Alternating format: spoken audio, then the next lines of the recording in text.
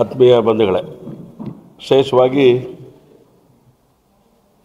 ಈ ಬಾರಿಯ ಸಾಂಸ್ಕೃತಿಕ ನಾಡ ಹಬ್ಬ ದಸರಾ ಈ ಉತ್ಸವವನ್ನು, ಈ ಹಬ್ಬವನ್ನು ಅತ್ಯಂತ ಯಶಸ್ವಿಯಾಗಿ ವಿಜೃಂಭಣೆಯಿಂದ ವೈಭವಯುತವಾಗಿ ಮಾಡಬೇಕು ಅಂಥೇಳಿ ಮಹಾನಗರ ಪಾಲಿಕೆಯ ನೇತೃತ್ವದಲ್ಲಿ ಎಲ್ಲ ಸಂಗತಿಗಳು ಈಗಾಗಲೇ ನಿರ್ಣಯ ಆಗಿ ಜಾರಿಗೆ ಬಂದಿದೆ. ಈ ಬಾರಿಯ ಶಿವಮೊಗ್ಗ ದಸರಾ ಅತ್ಯಂತ ಯಶಸ್ವಿಯಾಗಿ ವಿಜೃಂಭಣೆಯಿಂದ ನಡೆಯುತ್ತೆ. ಅಂಬಾರಿಯ ಉತ್ಸವ ಹೋದ ಬಾರಿ ಹೇಗೆ ಮಾಡಿದ್ವಿ, ಈ ಬಾರಿನೂ ಕೂಡ ಅಂಬಾರಿ ಉತ್ಸವವನ್ನು ಮಾಡುತ್ತೆ. ಈಗಾಗಲೇ ಸರ್ಕಾರ ಆದೇಶ ಮಾಡಿದೆ. 3 ಆನೆಗಳನ್ನು ಸಕ್ಕರೆಬೈಲಿಂದ ನಾವು ಬರ್ತಾ ಇದೆ. ಆ ಗಜರಾಜನ ಮೇಲೆ ಚಾಮುಂಡೇಶ್ವರಿಯ ಭವ್ಯವಾದಂಥ ಒಂದು ಮೆರವಣಿಗೆಯನ್ನು 12ನೇ ತಾರೀಕು ನಾವು ಮಾಡೋರಿದ್ದೇವೆ. ಈ ಬಾರಿ ಉತ್ಸವದ ವೈಶಿಷ್ಟ್ಯತೆಯೇ ಅದು. ಈ ಬಾರಿ 3 ಗಂಡಾನೆಗಳೇ ಬರ್ತಾ ಇದೆ. ಹೋದ ಬಾರಿ ಹೆಣ್ಣಾನೆ ದಸರಾದ ಸಂದರ್ಭದಲ್ಲಿ ಮರಿ ಹಾಕಿದ್ದು ನಮಗೆಲ್ಲ ನೆನಪಿದೆ ಅಂತ ಅಂದ್ಕೊಳ್ತೇನೆ ನಾನು. ಹಾಗಾಗಿ ಈ ಬಾರಿ ವಿಶೇಷವಾದಂಥ ಉತ್ಸವವನ್ನು ವಿಜೃಂಭಣೆಯಿಂದ ಮಾಡಬೇಕು ಅಂತೇಳಿ ಮಹಾನಗರ ಪಾಲಿಕೆ ಆಯುಕ್ತರ ನೇತೃತ್ವದಲ್ಲಿ ನಾವು ಮಾಡ್ತಾ ಇದ್ದೇವೆ. ಶಿವಮೊಗ್ಗ ನಗರದ ನಾಗರಿಕರ ಸಹಕಾರ ಇದಕ್ಕೆ ಅಗತ್ಯವಾಗಿ ಬೇಕಾಗಿದೆ, ಅವರು ಕೊಡ್ತಾ ಇದ್ದಾರೆ. ಅವರೆಲ್ಲ ಕಾರ್ಯಕ್ರಮಗಳಲ್ಲಿ ಪಾಲ್ಗೊಳ್ಳೋದ್ರ ಮೂಲಕ ಇದರ ಯಶಸ್ಸಿಗೆ ಸಹಕಾರವನ್ನು ನೀಡಬೇಕು ಅಂತೇಳಿ ಮತ್ತೊಮ್ಮೆ ನಿಮ್ಮೆಲ್ಲರ ಮೂಲಕ ನಾನು ವಿನಂತಿಯನ್ನು ನಾನು ಮಾಡ್ತೇನೆ. ಇದೊಂದು ಇತಿಹಾಸ ಇರುವಂಥ ಶಿವಮೊಗ್ಗ ದಸರಾ ಇದು. ಯಾಕಂದರೆ ಇದು ನಗರಸಭೆ ಇದ್ದಂಥ ಸಂದರ್ಭದಲ್ಲಿ ಪ್ರಾರಂಭ ಆದಂಥ ಶಿವಮೊಗ್ಗ ದಸರಾ ಉತ್ಸವ. ನಾನು ಅನೇಕ ಬಾರಿ ಹೇಳ್ತೇನೆ, ಮೊದಲು ಉತ್ಸವ ಎಲ್ಲಿ ನಡೀತಾ ಇತ್ತು ಅಂತೇಳಿ ಮಾನವಿ ಬೈಲಲ್ಲಿ ನಡೀತಾ ಇತ್ತು. ಅದಾದ ನಂತರ ಈ ನಗರಸಭೆ ಆವರಣದಲ್ಲಿ ನಡೀತಾ ಇತ್ತು. ಅದಾದ ನಂತರ ನಾವು ನೆಹರು ಮೈದಾನದಲ್ಲಿ ಮಾಡಲಿಕ್ಕೆ ಪ್ರಾರಂಭ ಮಾಡಿದ್ವಿ. ಅಲ್ಲಿ ಸ್ವಲ್ಪ ತೊಡಕಾಯಿತು, ಬೇರೆ ಬೇರೆ ಡೆವಲಪ್ಮೆಂಟ್ ಆ್ಯಕ್ಟಿವಿಟಿ ಕಾರಣಕ್ಕೋಸ್ಕರ ನಂತರ ನಮ್ಮ ಕುವೆಂಪು ರಂಗಮಂದಿರದ ಹಿಂಭಾಗ NES ಗ್ರೌಂಡ್ನಲ್ಲಿ ಮಾಡಲಿಕ್ಕೆ ಪ್ರಾರಂಭ ಮಾಡಿದ್ವಿ. ಈಗ ಅದಕ್ಕೆ ಅವಶ್ಯಕತೆ ಇದೆ ಅಂಥೇಳಿ ಯೋಚನೆ ಮಾಡಿದಂಥ ಪರಿಣಾಮ ಇದ್ದಂಥ ಜೈಲನ್ನು ಶಿಫ್ಟ್ ಮಾಡಿ ಆ ಜಾಗವನ್ನು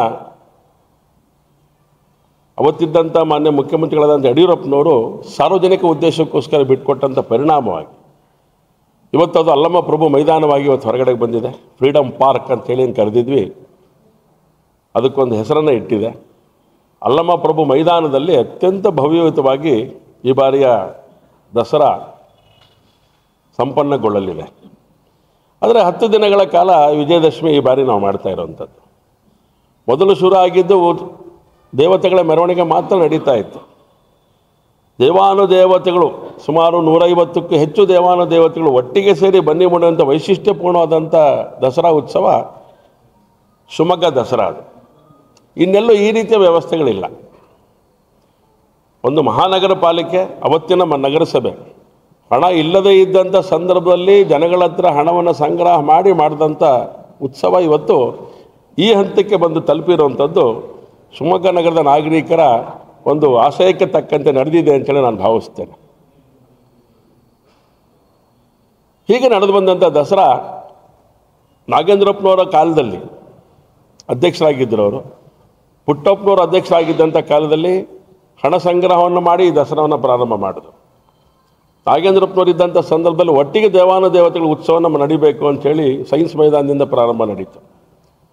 ಸಿದ್ದರಾಮಣ್ಣವರು ಅಧ್ಯಕ್ಷ ಆದ ನಂತರ 3 ದಿನಗಳ ಕಾಲ ಸಾಂಸ್ಕೃತಿಕ ದಸರಾವನ್ನು ಮಾಡೋದ್ರ ಮೂಲಕ ಶಿವಪ್ಪನಾಯಕನ ಅರಮನೆಯನ್ನು ಕೇಂದ್ರೀಕೃತವನ್ನಾಗಿಟ್ಟುಕೊಂಡು ದಸರಾದ ವೈಭವತೆಯನ್ನು ಹೆಚ್ಚು ಮಾಡುವಂಥ ಕೆಲಸವನ್ನು ಮಾಡ್ತಾ ಬಂದ್ವಿ ನಾವು.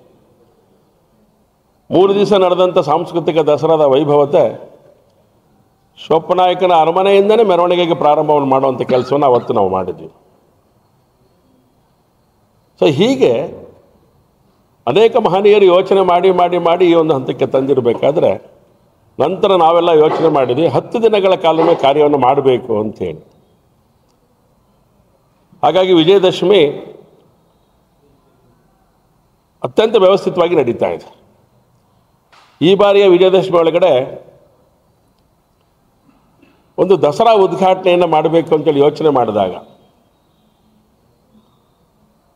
ನಮ್ಮ ಖ್ಯಾತ ಚಲನಚಿತ್ರ ನಿರ್ದೇಶಕರಾದಂತಹ ಸುನಿಲ್ ಕುಮಾರ್ ದೇಸಾಯಿ ಅವರು ಒಪ್ಕೊಂಡಿದ್ದಾರೆ. ಅವರ ಮೂಲಕ ದಸರಾ ಉತ್ಸವವನ್ನು ನಾಳೆ ಅದನ್ನು ಉದ್ಘಾಟನೆ ಮಾಡ್ತೇವೆ. ಶಿವಮೊಗ್ಗ ನಗರದ ಚಂಡಿಕಾ ದುರ್ಗಾ ಪರಮೇಶ್ವರಿ ದೇವಸ್ಥಾನ, ಕೋಟೆ ಚಂಡಿಕಾ ದುರ್ಗಾ ಪರಮೇಶ್ವರಿ ದೇವಸ್ಥಾನದ ಆವರಣದಲ್ಲಿ ಈ ಬಾರಿ ದಸರಾ ಉತ್ಸವವನ್ನು ಉದ್ಘಾಟನೆಯನ್ನು ಮಾಡ್ತಾ ಇದ್ದಾರೆ. ಅದಕ್ಕೆ ಸಂಸ್ಕಾರ ಭಾರತೀಯ ಕಲಾವಿದರು ಆ ಉದ್ಘಾಟನಾ ಕಾರ್ಯಕ್ಕೆ ಶಕ್ತಿಯನ್ನು ಕೊಡ್ತಾ ಇದ್ದಾರೆ. ಇದು ಉತ್ಸವ ಉದ್ಘಾಟನೆ 14 ಕಮಿಟಿಗಳನ್ನು ನಾವು ಮಾಡಿದ್ದೇವೆ. 14 ಕಮಿಟಿಗಳನ್ನು ಮಾಡೋದ್ರ ಮೂಲಕ ಈ ಬಾರಿಯ ಉತ್ಸವಕ್ಕೆ ಇನ್ನೊಂದಷ್ಟು ಮೆರುಗು ಕೊಡುವಂಥ ಕೆಲಸವನ್ನು ಮಾಡ್ತಾ ಇದೆ. 14 ಥರದ ಉತ್ಸವ ಸಮಿತಿಗಳಲ್ಲಿ ಒಟ್ಟು 68 ಥರದ ಚಟುವಟಿಕೆಗಳು ನಡೆಯುತ್ತೆ. ಅದರಲ್ಲಿ ಎಲ್ಲ ರೀತಿಯ ಚಟುವಟಿಕೆ, ಸಾಂಸ್ಕೃತಿಕ, ಸಾಹಿತ್ಯಿಕ, ಹಾಗೆ ಸಾಮಾಜಿಕ ಕಳಕಳಿ ಇರುವಂಥ ಸಂಗತಿಗಳು, ರಂಗಭೂಮಿಗೆ ಶಕ್ತಿ ಕೊಡುವಂಥ ಕಾರ್ಯ, ಪರಿಸರಕ್ಕೆ ಶಕ್ತಿ ಕೊಡುವಂಥ ಕಾರ್ಯ, ಹೀಗೆ 10 ಹಲವು ಮುಖಗಳಲ್ಲಿ ಕಾರ್ಯವನ್ನು ಮಾಡ್ತಾ ಇದೆ. ಜೊತೆಗೆ ಈ ಬಾರಿ ಹೇಳಿದ್ನಲ್ಲ, ಹೇಗೆ ಶುರು ಆಯಿತು, ಇವತ್ತು ಹೇಗೆ ಅದನ್ನು ಬೆಳೆಸ್ಕೊಂಡು ಹೋಗ್ತಾ ಇದೆ ಒಂದು ಮಹಾನಗರ ಪಾಲಿಕೆ ಅಂತೇಳಿ. ಇದು ಮೈಸೂರಲ್ಲಿ ಮಹಾರಾಜರು ಮಾಡ್ತಾ ಇದ್ದಂಥ ಒಂದು ಸಂಗತಿ, ಅವತ್ತಿದ್ದಂಥ ಆಡಳಿತ ವ್ಯವಸ್ಥೆ ಹಾಗೇನೆ. ಇವತ್ತು ಯಾರು ಮಹಾರಾಜರು ಅಂತ ಹೇಳಿದ್ರೆ ನಮ್ಮ ಮಹಾನಗರ ಪಾಲಿಕೆನೇ. ಇಲ್ಲಿರೋವಂಥ ಮೇಯರ್, ಡೆಪ್ಯೂಟಿ ಮೇಯರ್, ನಮ್ಮ ನಗರ ಪಾಲಿಕೆ ಸದಸ್ಯಗಳೆಲ್ಲ ಇರ್ತಾಯಿದ್ರು. ಆದರೆ ಈ ಬಾರಿ ಒಂದು ವಿಶೇಷ ಅಂತ ಹೇಳಿದ್ರೆ ಆಯುಕ್ತರಾಗಿ ಮಹಿಳೆ ಕವಿತಾ ಅವರ ನೇತೃತ್ವದಲ್ಲಿ ನಡೀತಾ ಇರೋದು ಇದೊಂದು ವಿಶೇಷ ಇವತ್ತು. ಹಾಗಾಗಿ ಈ ಬಾರಿ ವಿಶೇಷ ಅಂತ ಹೇಳಿದ್ರೆ ಕವಿತಾರವರ ನೇತೃತ್ವ. ಯಾಕೆಂದರೆ ಒಬ್ಬ ತಾಯಿಯಾಗಿ ಇಡೀ ಕುಟುಂಬವನ್ನು ಸಲಹುವಂಥ ಒಬ್ಬಳೆ ಮಹಿಳೆ, ಚಾಮುಂಡೇಶ್ವರಿಯ ಒಂದು ವೈಭವಿತವಾದಂಥ ಕಾರ್ಯವನ್ನು ಮಾಡುವಂಥ ಕೆಲಸವನ್ನು ಅವ್ರು ಮಾಡ್ತಾ ಇದ್ದಾರೆ. ಕೊರತೆ ಆಗಲಿಲ್ಲ ನಮಗೆ.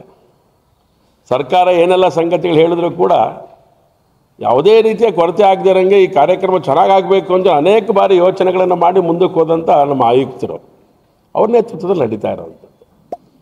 ಎಲ್ಲರೂ ಸಂಪೂರ್ಣ ಸಹಕಾರ ಕೊಡ್ತಾ ಇದೆ. ಹೀಗೆ ಈ ಬಾರಿ 3 ದಸರಾವನ್ನು ಜಾಸ್ತಿ ಮಾಡಬೇಕು ಅಂತ ಯೋಚನೆ ಮಾಡಿದಾಗ ಸರ್ಕಾರ ಏನು ಕೊಡುತ್ತೆ ಬಿಡುತ್ತೆ ಯೋಚನೆ ಮಾಡಲಿಲ್ಲ. ಯಾವ್ಯಾವ ಸಂದರ್ಭದಲ್ಲಿ ಯಾವ ರೀತಿ ಸಹಕಾರಗಳು ಕೊಡಬೇಕು ಆ ಸಹಕಾರ ಕೊಡುವಂಥ ಕೆಲಸವನ್ನು ರಾಜ್ಯ ಸರ್ಕಾರ ಮಾಡ್ಕೊಂಡು ಬಂದಿದೆ. ಕನ್ನಡ ಮತ್ತು ಸಂಸ್ಕೃತಿ ಇಲಾಖೆಯ ಮೂಲಕ ಆ ಕಾರ್ಯಕ್ಕೆ ನಮಗೆ ಶಕ್ತಿಯನ್ನು ಕೊಡ್ತಾ ಇದೆ. ಈ ಬಾರಿ 3 ದಸರಾ ಅಡಿಷನಲ್ ಅದು ಅಂತ ಹೇಳಿದ್ರೆ, ಒಂದು ಪೌರ ಕಾರ್ಮಿಕರ ದಸರಾ, ಅದನ್ನು ಯೋಚನೆ ಮಾಡಿರಲಿಲ್ಲ. ಪೌರ ಕಾರ್ಮಿಕರೊಂದು ಅಪೇಕ್ಷೆ ವ್ಯಕ್ತ ಮಾಡಿದ್ರು. ಅವರನ್ನು ಗಮನದಲ್ಲಿ ಇಟ್ಕೊಂಡು ಒಂದಷ್ಟು ಸಂಗತಿಗಳನ್ನು ಯೋಚನೆ ಮಾಡಿದೆ. ಅದಾದ ನಂತರ ಗಮಕ ದಸರಾ ಅಂತೇಳಿ ಯೋಚನೆ ಮಾಡಿರುವಂಥದ್ದು. ಯಾಕೆಂದರೆ ಪದ್ಮಶ್ರೀ ಪುರಸ್ಕೃತ ವ್ಯಕ್ತಿಗಳು ಶಿವಮೊಗ್ಗದಲ್ಲಿ ಇರೋವಂಥದ್ದು, ಹೊಸಳ್ಳಿಯಲ್ಲಿರೋವಂಥದ್ದು ನಮ್ಮ ಗಮನಕ್ಕೆ ಬಂದಿರೋಂಥ ಸಂದರ್ಭದಲ್ಲಿ ಆ ಒಂದು ಕಲೆಗೂ ಕೂಡ ಶಕ್ತಿಯನ್ನು ಧಾರೆ ಎರಿಬೇಕು ಅಂತೇಳಿ ಅನೇಕರ ಅಭಿಪ್ರಾಯ ಸಲಹೆಗಳು ಬಂತು. ಹಾಗಾಗಿ ಅದನ್ನು ಕೂತು ಯೋಚನೆ ಮಾಡಿದಾಗ ಮಾಡೋಣ ಅಂಥೇಳಿ ತೀರ್ಮಾನ ಮಾಡಿದ್ದೇವೆ. ಇನ್ನೊಂದು ಪತ್ರಿಕಾ ದಸರಾ, ಅದರಲ್ಲಿ ಪತ್ರಕರ್ತರ ದಸರಾ ಅಂತಿದೆ. ಪತ್ರಿಕಾ ದಸರಾ ಹೇಳಿ ಕೇಳಿ ಅದನ್ನೊಂದು ಆಯೋಜನೆ ಮಾಡಬೇಕಂತ ನನ್ನ ಅಭಿಪ್ರಾಯ ವ್ಯಕ್ತ ಆಗಿತ್ತು. ಅದನ್ನು ಕೂಡ ಜೋಡಿಸ್ಕೊಳ್ಳೋಂಥ ಒಂದು ಪ್ರಯತ್ನವನ್ನು ನಾವು ಮಾಡಿದೆ. ಹೀಗೆ 10 ಹಲವು ಮುಖಗಳಲ್ಲಿ ಆಯಾ ಜಾಗಗಳಿಗೆ, ಆಯಾ ಕ್ಷೇತ್ರಗಳಿಗೆ ಶಕ್ತಿ ಕೊಡಬೇಕು. ನಮ್ಮ ಸಾಂಸ್ಕೃತಿಕ ಹೆಬ್ಬಾಗಿಲು ಶಿವಮೊಗ್ಗ ನಗರ,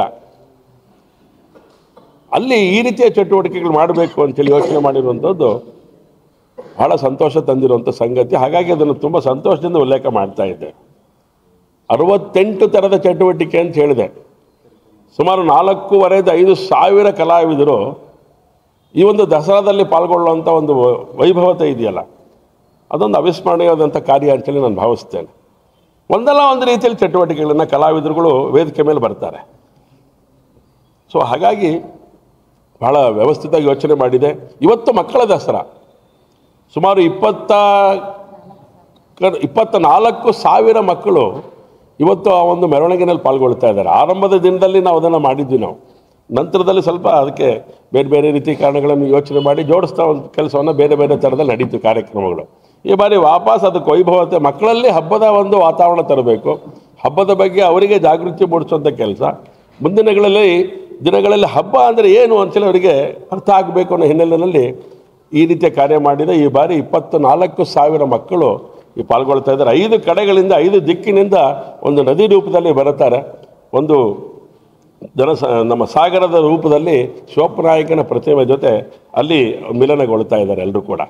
9:30 ಅದು ಉದ್ಘಾಟನೆ ಕೂಡ ನಾವು ಮಾಡೋರಿದ್ದೇವೆ. ಸೊ ಹಾಗಾಗಿ ಆ ಉದ್ಘಾಟನೆಗೆ ನಮ್ಮ ಸನ್ಮಾನ್ಯ ಸಚಿವರಾದಂಥ ನಮ್ಮ ಮಧು ಬಂಗಾರಪ್ಪನವ್ರು ಬರ್ತಾ ಇದ್ದಾರೆ. ಒಟ್ಟಾರೆ ಈ ಕಾರ್ಯ ಅತ್ಯಂತ ಯಶಸ್ವಿಯಾಗಿ ನಡೀಲಿಕ್ಕೆ ಬೇಕಾಗಿರುವಂಥ ರೀತಿಯೊಳಗಡೆ ಎಲ್ಲರಿಗೂ ಶಕ್ತಿಯನ್ನು ಕೊಡುವಂಥ ಕೆಲಸನ ಮಾಡ್ತಾಯಿದ್ದಾರೆ ಆ ಕಮಿಟಿಗಳಿಗೆ. ಇನ್ನೊಂದು ಭಾಳ ಈ ಬಾರಿ ವಿಶೇಷ ಅಂತ ಹೇಳಿದ್ರೆ ಬೇರೆ ಬೇರೆ ಕಾರಣಗಳಿಗೋಸ್ಕರ ಸಂಪನ್ಮೂಲ ಕ್ರೋಢೀಕರಣ ಮಾಡ್ಕೊಳ್ಳೋ ಕೆಲಸನೂ ಕೂಡ ಮಾಡಿದೆ. ಇನ್ನೊಂದು ವಿಶೇಷ ಈ ಬಾರಿ ಶಿವಮೊಗ್ಗ ನಗರವನ್ನು ವಿದ್ಯುತ್ ಅಲಂಕೃತ ಮಾಡುವಂಥ ಕೆಲಸವನ್ನು ನಾವು ಯಾವಾಗಲೂ ಕೂಡ ಮಾಡ್ತೇವೆ, ಯಾವ ವರ್ಷವೂ ಕೂಡ ಬಿಟ್ಟಿಲ್ಲ. ಈ ಬಾರಿನೂ ಕೂಡ ಮಾಡ್ತಾ ಇದ್ದೇವೆ. ಅದರ ನೇತೃತ್ವವನ್ನು ಅದಕ್ಕೆ ಸಂಬಂಧಪಟ್ಟಂಥ ಸಂಪನ್ಮೂಲವನ್ನು ನಮ್ಮ ಶಿವಮೊಗ್ಗ ಮತ್ತು ಭದ್ರಾವತಿ ಸೂಡಾ ಪ್ರಾಧಿಕಾರದ ಅಭಿವೃದ್ಧಿ ಪ್ರಾಧಿಕಾರ ಏನಿದೆ ಸೂಡಾ, ಅವರು ಅದಕ್ಕೆ ಶಕ್ತಿ ಕೊಡುವಂಥ ಕೆಲಸವನ್ನು ಮಾಡ್ತಾ ಇದ್ದಾರೆ. ಅದಕ್ಕೆ ಬೇಕಾಗಿರೋಂಥ ತಗಲೋ ವೆಚ್ಚವನ್ನು ಅವರು ಭರಿಸ್ತಾ ಇದ್ದಾರೆ. ಸೊ ಹಾಗಾಗಿ ಇದೊಂದು ವಿಭಿನ್ನವಾದಂಥ ಒಂದು ಕಾರ್ಯದ ಆಲೋಚನೆಗೆ ಸಂಬಂಧಪಟ್ಟಂಥ ಸಂಗತಿ ಇದು. ಹೀಗೇ ಅನೇಕರು ಒಂದೊಂದು ಕಾರ್ಯಕ್ರಮಗಳನ್ನು ಇನ್ನೂ 4 ಜನಕ್ಕೆ ಮಾತುಕತೆ ಮಾಡಿ ಅವ್ರನ್ನ ವಹಿಸುವಂಥ ಕೆಲಸ ನಾವು ಮಾಡಿದ್ದೇವೆ. ಯಾಕೆ ಅಂತ ಹೇಳಿದ್ರೆ ಬದಲಾದ ಪರಿಸ್ಥಿತಿ ಒಳಗಡೆ ಮತ್ತು ಯಾವುದೂ ಕಾರ್ಯ ಬಿಡಬಾರ್ದು ಅನ್ನೋ ಕಾರಣಕ್ಕೋಸ್ಕರ ಎಲ್ಲರ ಶಕ್ತಿಯನ್ನು ಕ್ರೋಢೀಕರಣ ಮಾಡ್ಕೊಳ್ಳೋಂಥ ಕೆಲಸನ ನಮ್ಮ ಆಯುಕ್ತರ ನೇತೃತ್ವದಲ್ಲಿ ನಾವು ಮಾಡಿದ್ದೇವೆ. ಹಾಗಾಗಿ ಈ ಒಂದು ಯಾಕಂದರೆ ನಮ್ಮ ಬಡ್ಜೆಟ್ ಇರುವಂಥದ್ದು 1.5, ನಾವು ಖರ್ಚು ಮಾಡಬೇಕಾದಂಥದ್ದು 2.35. ಕಾರಣಾಂತರದಿಂದ ಬೇರೆ ಬೇರೆ ಸಂಗತಿಗಳಿದ್ರೊಳಗಡೆ ಅಡಕ ಆಗಿರೋದ್ರಿಂದ ಮತ್ತು ಬಾಡಿ ಇಲ್ಲದೆ ಇರೋದ್ರಿಂದ ಅದನ್ನು ಅಧಿಕಾರಿಗಳ ಹಂತದಲ್ಲಿ ಆಲೋಚನೆ ಮಾಡಿದಂಥ ಪರಿಣಾಮ ಸಮಸ್ಯೆಗಳು, ಬೇರೆ ಬೇರೆ ಕಾರಣಗಳು, ಅಡಿಟ್ ಅಬ್ಜೆಕ್ಷನ್ಸ್ ಏನೆಲ್ಲ ಬರ್ಬೋದು ಅಂತ ನಿರೀಕ್ಷೆಗಳನ್ನು ಮಾಡಿ ಅದಕ್ಕೆ ಪೂರಕವಾದಂಥ ರೀತಿಯೊಳಗಡೆ ಅದು ವ್ಯವಸ್ಥೆಗಳು ಚೆನ್ನಾಗಾಗಬೇಕು, ಎಲ್ಲೂ ಈ ದಸರಾಕ್ಕೂ ಕೊರತೆಗಳಾಗಬಾರ್ದು. ಆ ದಿಕ್ಕಲ್ಲಿ ಆಲೋಚನೆ ಮಾಡಿ ಇವತ್ತೊಂದು ತಾಯಿಯಾಗಿ ಇವತ್ತು ಯೋಚನೆಯನ್ನು ಮಾಡಿದ್ದಾರೆ ನಮ್ಮ ಕವಿತಾ ಮೇಡಮ್ ಅವರು. ಹಾಗಾಗಿ ಎಲ್ಲರ ಸಹಕಾರದಿಂದ ಈ ಕಾರ್ಯಕ್ರಮ ಅತ್ಯಂತ ಯಶಸ್ವಿಯಾಗಿ ವಿಜೃಂಭಣೆಯ ದಸರನ್ನು ಮಾಡಲಿಕ್ಕೆ ನಾವು ಸಿದ್ಧತೆಯನ್ನು ನಡೆಸಿದ್ದೇವೆ. ಎಲ್ಲರೂ ಕೂಡ ಸಂಪೂರ್ಣವಾದಂಥ ಶಕ್ತಿಯನ್ನು ದಾರಿ ಎರಿಬೇಕು ಅಂಥೇಳಿ ತಮಗಲ್ಲೂ ಕೂಡ ವಿನಂತಿಯನ್ನು ಮಾಡ್ತೇನೆ. ಎಲ್ಲ ಕಾರ್ಯಕ್ರಮಗಳಲ್ಲೂ ಕೂಡ ನಾನು ಯಾರ್ಯಾರಿದ್ದಾರೆ ಅಂತ ಡೀಟೇಲ್ ಹೇಳಲಿಕ್ಕೆ ಹೋಗಲ್ಲ. ಈಗಾಗಲೇ ಇನ್ವಿಟೇಷನ್ನ ನಾವು ಕೊಟ್ಟಿದ್ದೇವೆ. ಇನ್ವಿಟೇಷನನ್ನು ನೋಡಿದಂಥವ್ರು ಕೂಡ ಇಷ್ಟು ಕಾರ್ಯಕ್ರಮ ಮಾಡ್ತೀರಾ ಅಂಥೇಳಿ ಹುಬ್ಬೇರಿಸಿರುವಂಥದ್ದು ನಮ್ಮ ಹತ್ರ ಇದೆ. ಹೋದ ಬಾರಿ ನಮಗೆ ಇವರು ಬಂದಿದ್ದರು, ನಮ್ಮ ರಮೇಶ್ ಭಟ್ ಅವರು. ಅದನ್ನು ಇನ್ವಿಟೇಷನನ್ನು ನೋಡಿ ಅವ್ರು ರೂಮಲ್ಲಿ ಕೊಟ್ಟಿದ್ದಾರೆ. ಇನ್ವಿಟೇಷನ್ ನೋಡಿ ಏನಿದು ಅಂದರು. ಅದನ್ನು ನೋಡಿ ಇಷ್ಟು ಚಟುವಟಿಕೆ ಮಾಡ್ತೀರಾ ಅಂಥೇಳಿ ನಮ್ಮನ್ನು ಭಾಳ ಗೌರವದಿಂದ ಕಂಡ್ರು ಅವರು. ಮತ್ತು ವಾಪಸ್ ಶಿವಮೊಗ್ಗಕ್ಕೆ ಒಂದ್ಸರಿ ಬಂದಿದ್ದರು. ಅವತ್ತು ಕೂಡ ನಮ್ಮ ನೆನಪು ಮಾಡ್ಕೊಂಡು ಫೋನ್ ಮಾಡಿದ್ರು ಅವರು. ನನಗೆ ನಿಜವಾಗ್ಲೂ ನೆನಪಾಗಿದೆ ಶಿವಮೊಗ್ಗಕ್ಕೆ ಬಂದಾಗ ದಸರಾ ಅನ್ನೋಂಥ ಮಾತನ್ನು ಅವ್ರು ಹೇಳಿದ್ರು ಅವತ್ತು. ಸೊ ಹಾಗಾಗಿ ಈ ರೀತಿಯ ಅನೇಕ ಸಂಗತಿಗಳನ್ನು ಜೋಡಿಸುವಂಥ ಕೆಲಸ. ಸಾಂಸ್ಕೃತಿಕ ದಸರಾದ ಉದ್ಘಾಟನೆಗೆ ಈ ಬಾರಿ ಮಾಲಾಶ್ರೀ ಬರ್ತಾ ಇದ್ದಾರೆ. 2ನೇ ದಿನಕ್ಕೆ ಭವ್ಯ ಅವರು ಬರ್ತಾ ಇದ್ದಾರೆ, ಖ್ಯಾತ ಚಲನಚಿತ್ರ ತಾರೆಯರು ಅವರಿಬ್ಬರು ಕೂಡ. ಸೊ ಹೀಗೆ ಆಯಾ ಇದಕ್ಕೆ ಸಂಬಂಧಪಟ್ಟಂತೆ ಕೆಲವು ಪ್ರಮುಖಗಳನ್ನು ಉದ್ಘಾಟನೆಗೆ ಜೋಡಿಸೋ ಪ್ರಯತ್ನ ನಡೆದಿದೆ. ಒಟ್ಟಾರೆ ಈ ಬಾರಿಯ ದಸರಾ ಅತ್ಯಂತ ವಿಜೃಂಭಣೆಯಿಂದ ವೈಭವಯುತವಾಗಿ ಅಂಬಾರಿಯ ಉತ್ಸವದ ಮೂಲಕ ಇದು ಸಂಪನ್ನಗೊಳ್ಳಲಿದೆ.